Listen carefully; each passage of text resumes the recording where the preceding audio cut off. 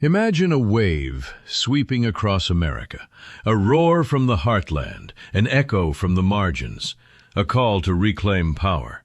And yet, that same wave can crash, not only lifting voices but destroying bridges in its path. This is the story of populism in America, a force of hope, of fear, of promise, and of peril. We'll follow that wave from farmers and reformers to demagogues and divides, because when the people rise, the cost is never quite what you think. Roots of the People's Voice. We begin our journey in the late 19th century America. Vast fields of wheat stretch across the Great Plains. Small-town farmers, burdened by debt, squeezed by railroads, at the mercy of banks. They came to believe that the people, plain folks, hard-working, overlooked, were being left behind. And they found a word to capture that feeling: populism. It wasn't just a slogan, it was a cry. These farmers and laborers didn't trust the distant elites. They wanted tangible change, affordable credit, fair railroad rates, the right to speak and be heard. The movement that emerged said, "We the people matter." In that sense, populism held a deep promise. It tapped into a real longing, the longing of ordinary Americans to have agency, to belong, and to reshape a system that felt rigged. But even from the start, something darker coexisted with the hope. That same voice of the people could be turned into a weapon, pointed at other citizens, at institutions, at dissent.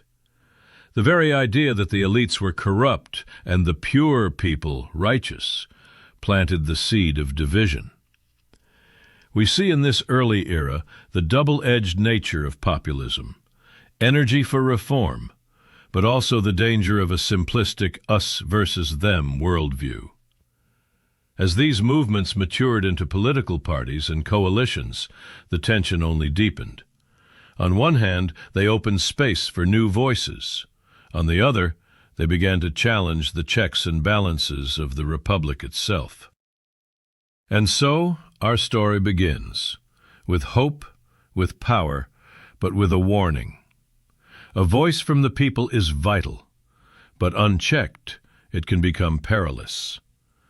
As you watch the scenes to come, remember, the same wave that lifts one boat may swamp another. When reform finds footing, we travel into the early 20th century as the voice of the people echoes ever stronger. The original populist movements, born of agrarian distress and economic frustration, begin to morph, finding real political traction and ushering in reforms. We see the rise of the People's Party, a coalition of farmers and laborers who challenged the status quo.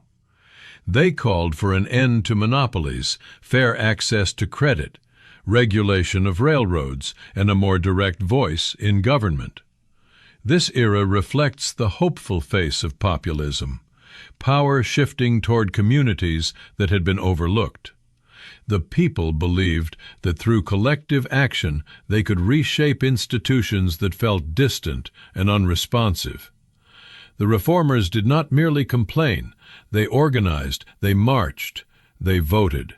They gave populism a visible form. And yet, beneath the surface of that hopeful march, there was tension. The simple dichotomy of people versus elites began to blur. Who really counted as the people? Who was left out when the many were invoked? As the movement matured, questions emerged about inclusivity, about who the movement served, and about the limits of its reach. In this moment, populism held its highest promise: to give voice, to expand democracy, to recalibrate power. But simultaneously, the seeds of its contradiction were already planted, because in seeking to speak for the people, It risked simplifying complex societies into a single block, risking exclusion, division, and unintended consequences. And so, as the tide rose, we began to glimpse the flip side of that wave. Next, we witness how the wave rolls into the mainstream, and how its shadow starts to stretch. The people's voice enters the mainstream. We now move into the early decades of the 20th century, as the populist spirit moves beyond farm fields and labor strikes, entering the national stage. It finds expression in parties and platforms, in presidential campaigns, in bold demands for change. Ordinary citizens see themselves in leaders who claim to defend the people against the entrenched elite. In this era, reforms driven by that voice become visible. Direct election of senators, greater regulation of railroads and monopolies, more accessible credit for farmers. The energy of populism brings progress. It forces institutions to respond. It opens cracks in the painted facade of power, reminding America that its promise includes everyone. The hope is real. And yet, as this voice gains scale, the narrative begins to warp. The idea of a unified people meets a far more complex society. Who counts as the people? Which interests get included? Which excluded? The very strength of this growing movement plants the possibility of oversimplification. The rhetoric that elevates ordinary citizens can also cast other groups as outsiders, adversaries, or even threats. By raising up us versus them, populism begins to blur lines, not just between elites and common folk, but between citizens themselves. The conception of the people becomes tightly drawn, the elite firmly condemned. What started as a grassroots call for justice turns, in part, into a contest of identity, division, and power. As the voice of the many enters the halls of government, the reformist sheen fades in places. The movement's energy is undeniable, but the double-edged nature of populism is becoming more evident. The same passion that lifts can splinter. Populism's break into the 20th century. The stage now broadens. The early 1900s bring sweeping change, industrial expansion, mass migration, cities swelling. The voice of the people finds fresh ground. Reformers push for direct election of senators, antitrust regulations, the 8-hour workday. Populism, once rooted in rural America, finds new rhythm. Mighty corporations and monopolies are challenged. Ordinary citizens begin to sense we matter. In this era, the people begin to shape policy. The term takes on new force. A candidate stands before a cheering crowd, speaking of a government that serves, not rules, the citizen. Railways, banks, and trusts are no longer untouchable. The promise: a democracy grounded in fairness, accountability, responsiveness. But as power moves into new hands, the old questions remain. What counts as the voice of the people? Who's being heard? Populism in this era begins to entangle itself with identity and exclusion. The vision of us starts to limit its scope. The narrative shifts subtly. Elites aren't just power holders, they're enemies.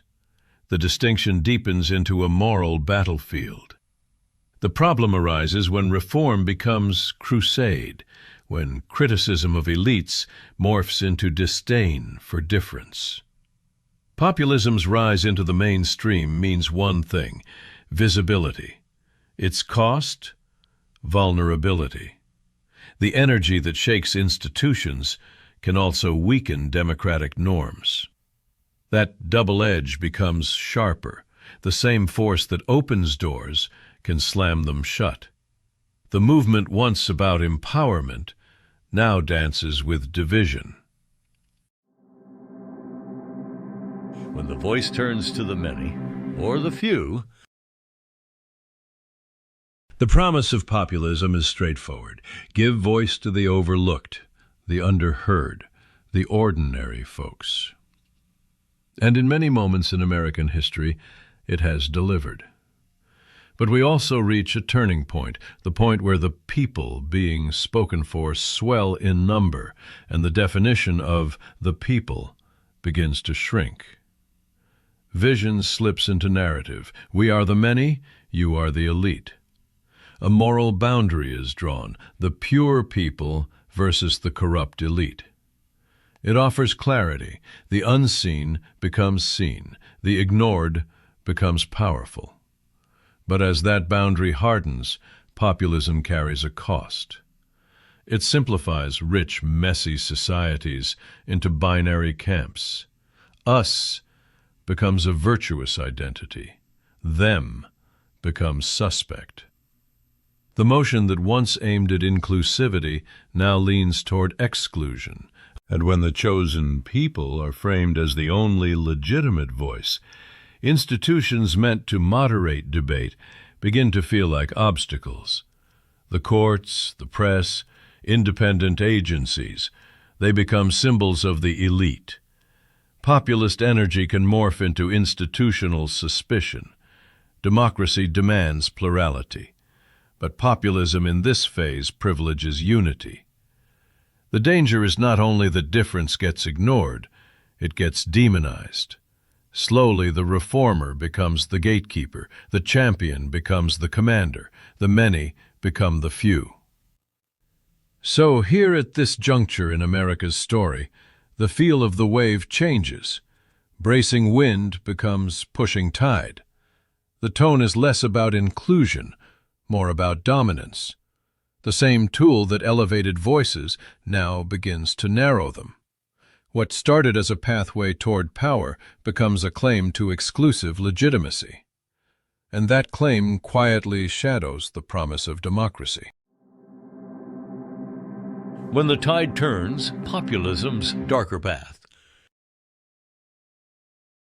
The energy that once lifted voices begins to shift its tone. In the mid and late 20th century, populism doesn't just demand reform, it begins to foster resentment. The story of the people versus the elite deepens into an us versus them narrative. When the promise of inclusion turns inward, exclusion begins to fold through the cracks. The same voice that said, "We matter," now whispers, "They don't belong." We see how populism can be manipulated. Leaders build power by claiming to channel the real people and pointing to the corrupt elite who stand in the way. The appeal feels visceral, immediate, and dangerous. As one historian put it, the movement's twin edge becomes sharper when populism touches institutional power. While it has inspired great reform, it has also been manipulated by demagogues to promote fear, divide the nation, and infringe on individual rights. In this phase, the majorities feel they should rule unchallenged. Dissent is cast aside.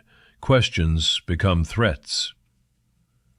The institutions meant to protect pluralism can be painted as obstacles. The result? The energy of reform becomes the energy of conflict. Progress becomes polarized. Gains made in one era become battlegrounds in the next. Democracy itself begins to feel fragile. The scene is set. The loud, clear voice of the people becomes a powerful wave, but that same wave begins to carve sharp edges. And the next chapter will show how populism's moment arrives in our own time, complete with new channels and new risks. Today's echoes, tomorrow's risk. We stand now in the present day. The roar of the people remains loud. In boardrooms, in town halls, on social media, the demand to be heard is urgent. Populism is no longer a fringe voice. It has arrived at the center. The same impulse that once sought simple justice now moves through a complex modern democracy. The tools have changed. Smartphones, viral videos, mass rallies. But the dynamic is familiar. Us against them. The common people versus the distant elite. In this era, the people can feel empowered. They can drive reform. They can disrupt the status quo. That is the shining edge of populism. It opens possibility. It demands accountability. It refuses to be ignored. Yet, at the same time, the darker edge is sharper than ever. When the claim becomes, "I alone represent the people," dissent becomes suspect. Institutions meant to protect minority rights and ensure fairness are painted as obstacles. The energy of collective voice can become the tyranny of the majority. Scholars warn that populism is a double-edged sword, driving reform but also threatening liberal protections. History, I too. What we see today is a paradox. The more accessible power seems, the more fragile the trust in institutions. The more voices can rise, the more some voices feel silenced. The very promise of populism, voice, agency, change, can mutate into its opposite, exclusion, polarization, erosion of the rule of law.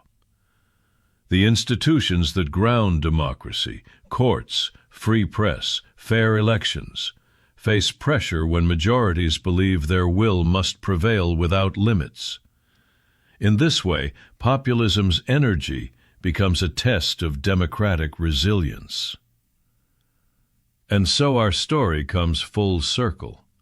From farmers in the plains to reformers in cities to rallies and online networks today, the wave continues. But a wave doesn't just lift, it can also crash. The voice of the people matters deeply, but so does the framework that shapes how that voice is heard and acted upon.